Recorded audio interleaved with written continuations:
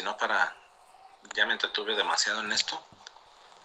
Profe, Si no... hay que continuar a ver si podemos terminar el ejercicio. No, profe, muchas gracias.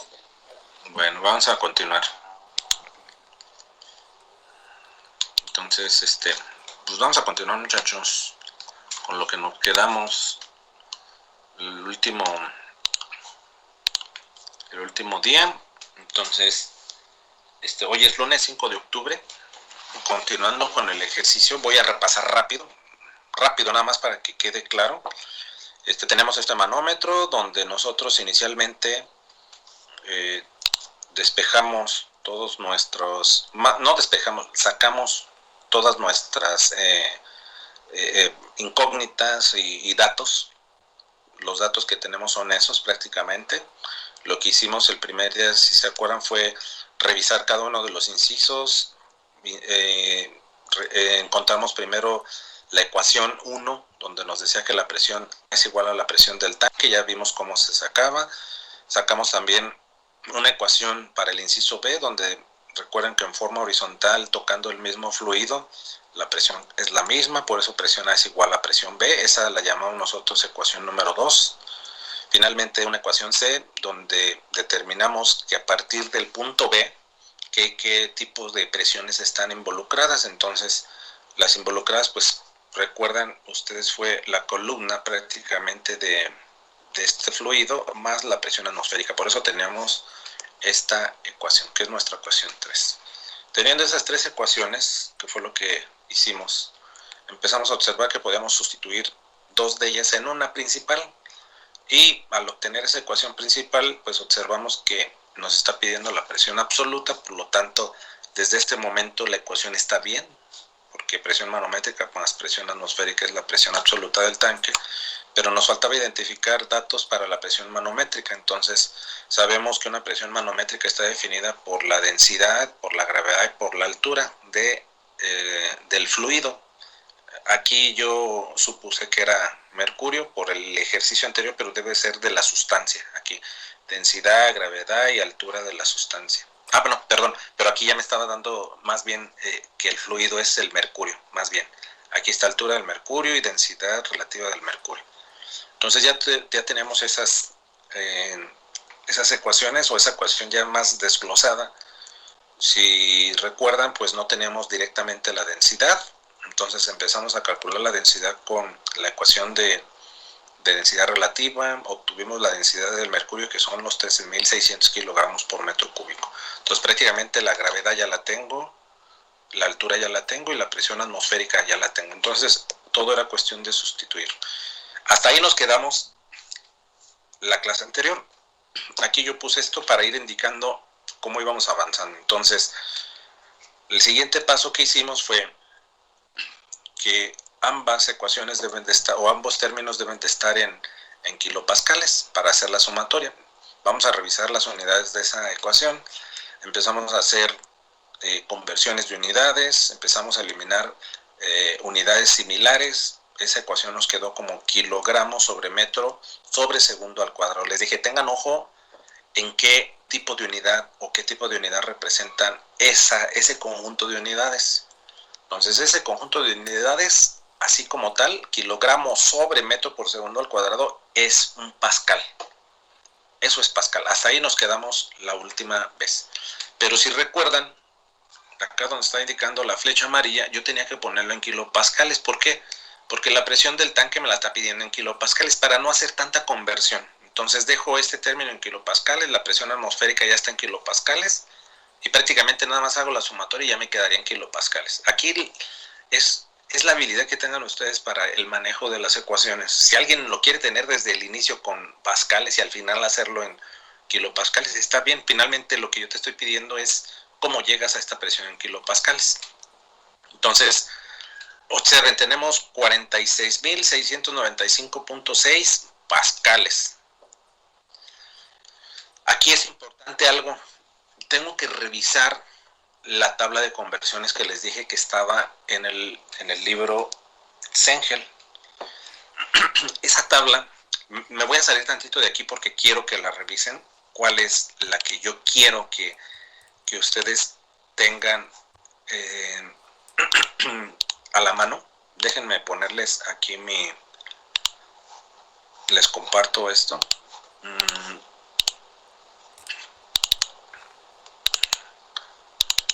Esta es la que quiero que tengan por favor a la mano. El libro es este. Este es el que yo les mostré. Entonces, las tablas de conversiones que yo ocupo son estas. Es esta.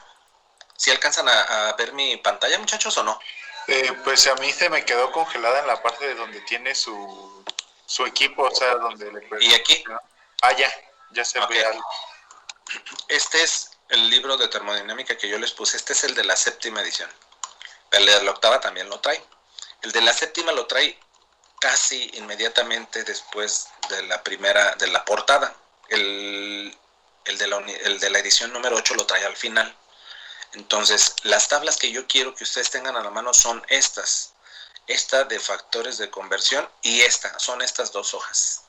Entonces, aquí algo importante que quiero mencionarles es que de la columna del lado izquierdo, pues voy a identificar qué parámetro es el que quiero yo encontrar. Por ejemplo, si es longitud, pues yo sé que la longitud está en metros, centímetros, kilómetros, pulgadas, pies, dependiendo del sistema métrico o del sistema que yo utilice.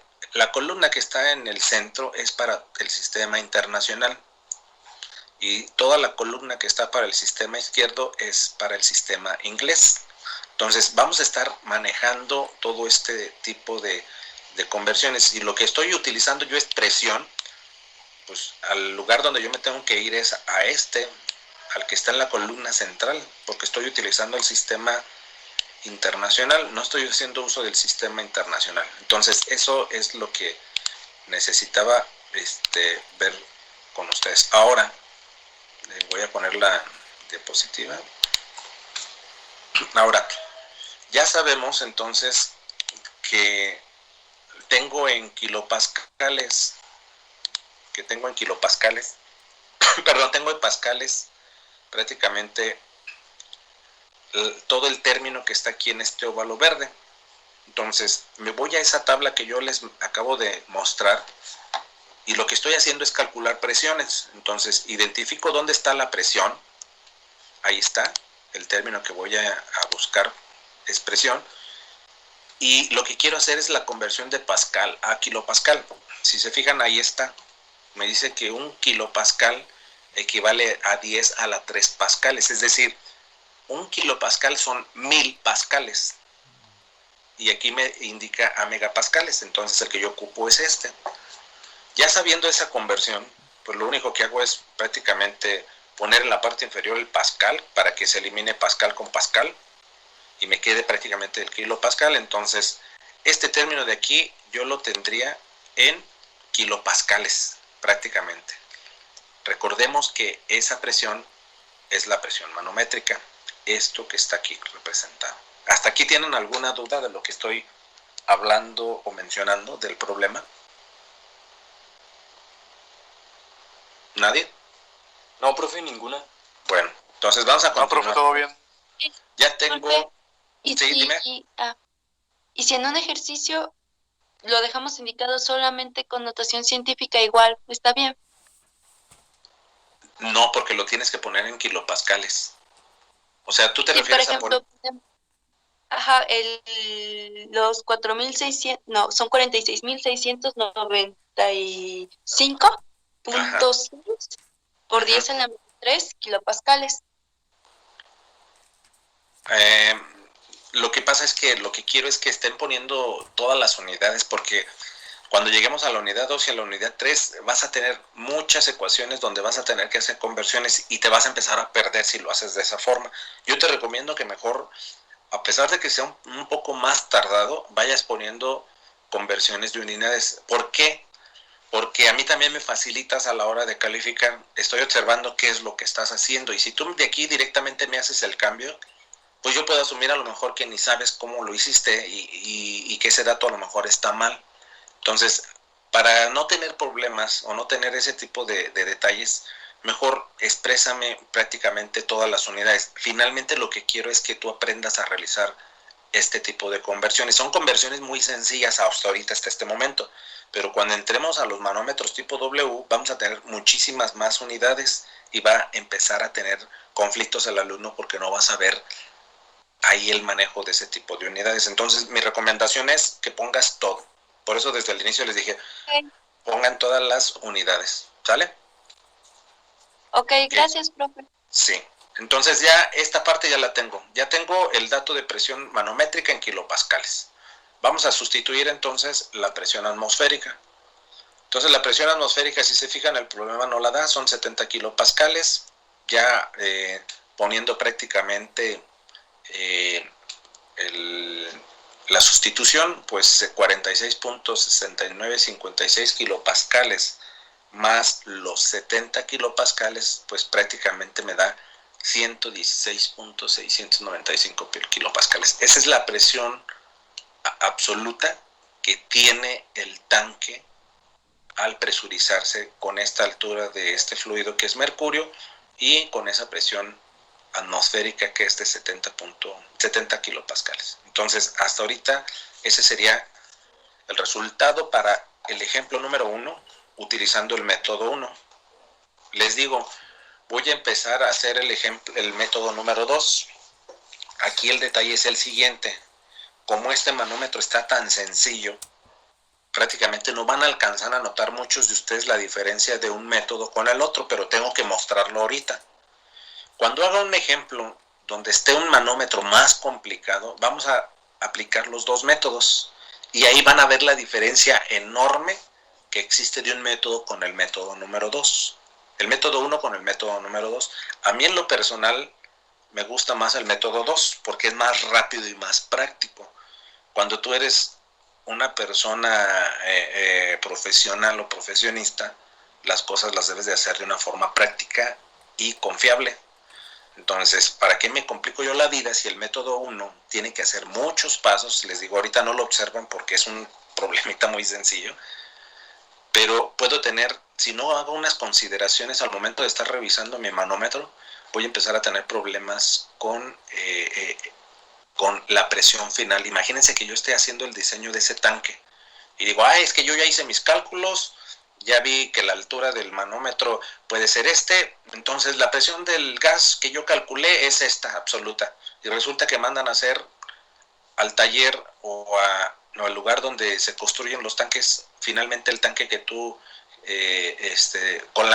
con el dato que tú estás proporcionando, y resulta que al final lo ponen, lo instalan y falla. Entonces es importante que tengan mucho cuidado a la hora de empezar a hacer este tipo de ejercicios. ¿Alguna duda hasta ahorita, muchachos? No, profe. Sí, profe, yo tengo una duda. A ver, dime. ¿Cuántos decimales vamos a estar usando en los problemas? Ok, esa es una buena pregunta.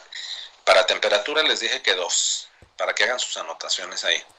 Para temperatura nada más van a poner 2, es decir, si me da una temperatura de 25.4526, pues es muy difícil que una persona, imagínense que fuera grados centígrados, ¿cómo una persona va a identificar 69.56 en un termómetro? Está muy complicado. Entonces, una forma práctica es que nada más del punto decimal utilices 2 decimales para la temperatura. Para volúmenes específicos vamos a estar utilizando 6 decimales, porque les comentaba que en el volumen específico el cambio es hasta los 2 decimales, en el último o en el penúltimo.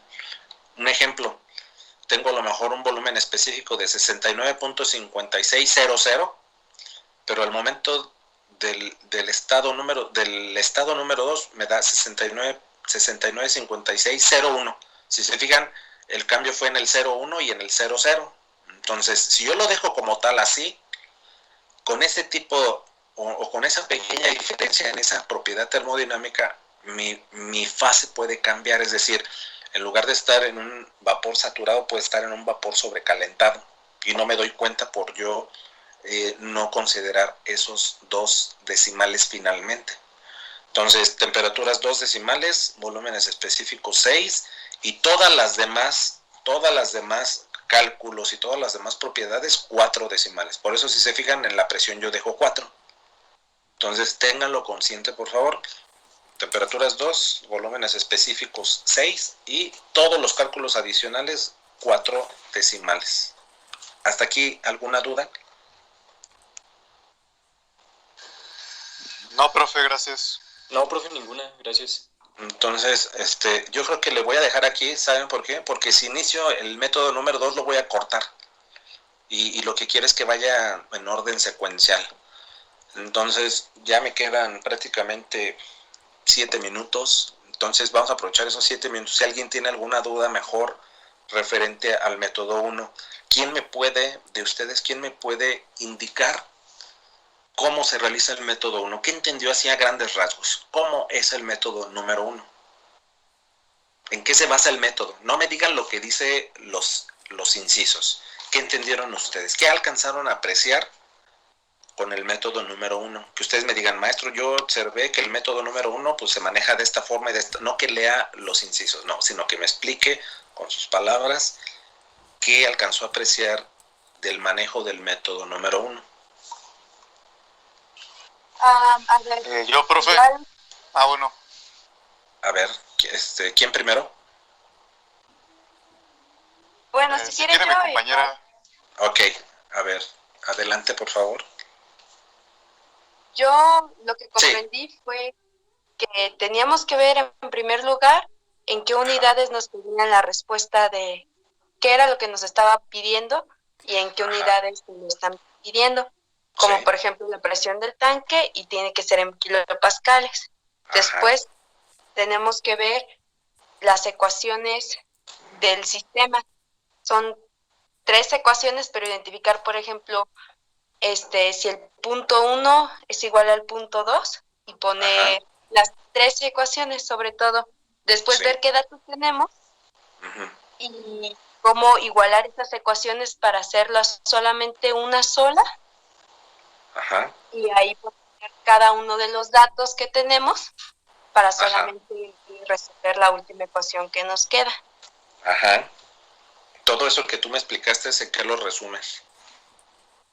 En Dame un que re- tenemos que analizar el sistema para hacer una ecuación única donde podamos poner los datos que tenemos. Exactamente. Ajá. Gracias, Jacqueline. Juan Antonio. Juan Antonio Bernabé. Yo entendí que el método se basa en que las presiones horizontales de un mismo fluido son las mismas, entonces en eso se basa en eso el método. No lo diría tanto así, ¿eh?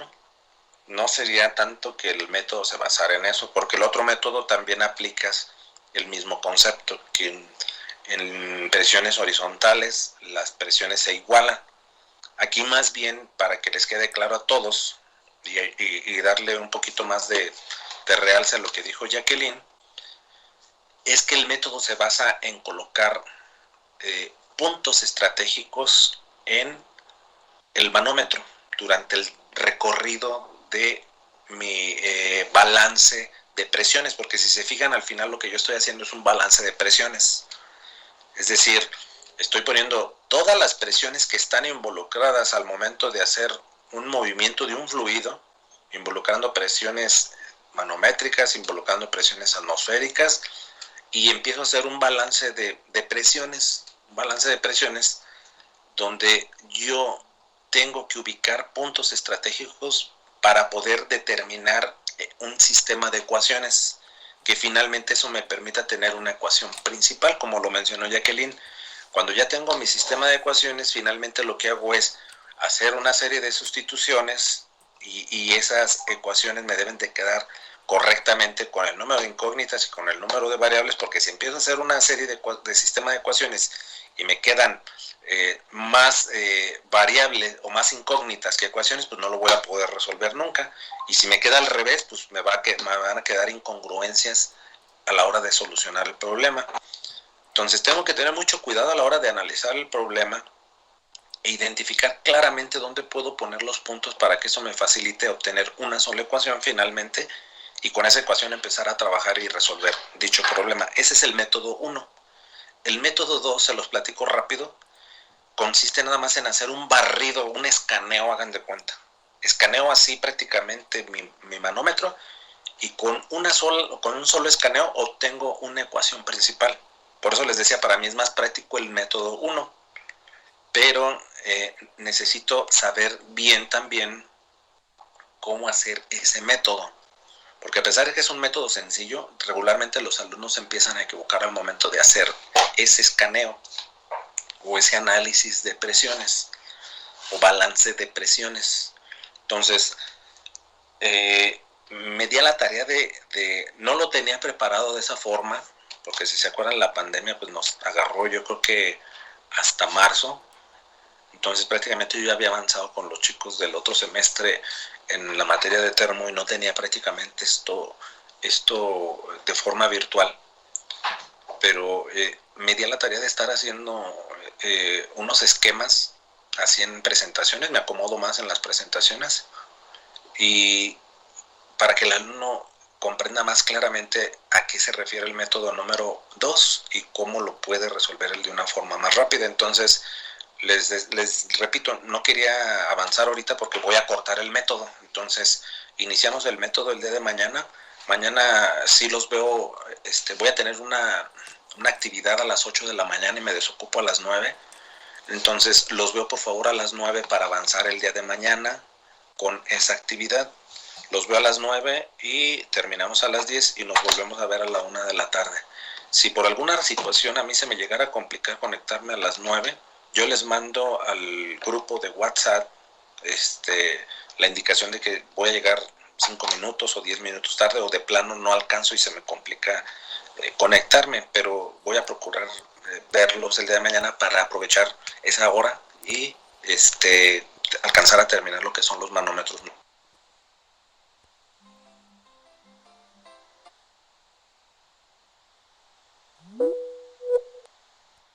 Propuesta hasta ahorita. ¿Alguien tiene alguna otra duda? Referente ¿ibas a mencionar algo, Juan Antonio Bernabé, o ya? ¿Alguien más tiene alguna dudas? No, profe.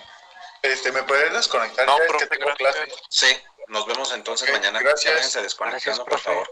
Nos vemos, cuídense. Hasta luego. Hasta luego. Gracias. Hasta mañana. Buenas